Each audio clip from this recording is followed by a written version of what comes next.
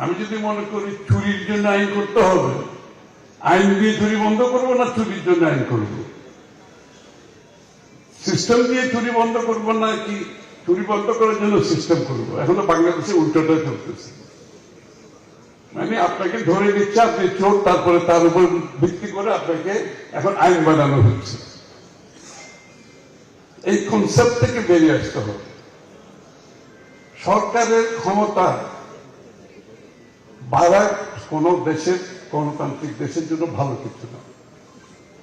জনগণের ক্ষমতায়ন বাড়ানো, সরকারের ক্ষমতা কমানো হচ্ছে গণতন্ত্রের concept. This is the concept of democracy.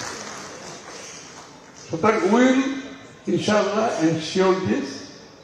আমি জানি এখানে অনেক, it's not an easy decision, it's not an easy execution করতে, বাট আই ক্যান অ্যাসিওর, যেটা আমি ইউডিতে যেটা করেছি, মানে আমার বিরুদ্ধে প্রাইম মিনিস্টার অফিসে পর্যন্ত ওরা কমপ্লেন করেছে ইউডির জন্য। বাট উই ওয়েন্ট অ্যাহেড, আমরা তো স্টপ করি নাই। আমি আপনাদেরকে আশ্বস্ত করছি আমরা স্টপ করবো না। যে কথাগুলো আমি বলছি এগুলো সব বাস্তবায়ন করবো ইনশাল্লাহ। আরেকটা হচ্ছে আমাদের দেশের অর্থনীতিটা, একটা মডেল যেটা ডেভেলপ করেছে, এই মডেলে কিন্তু বাংলাদেশের সব মানুষের জন্য লেভেল প্লেইং ফিল্ড নেই।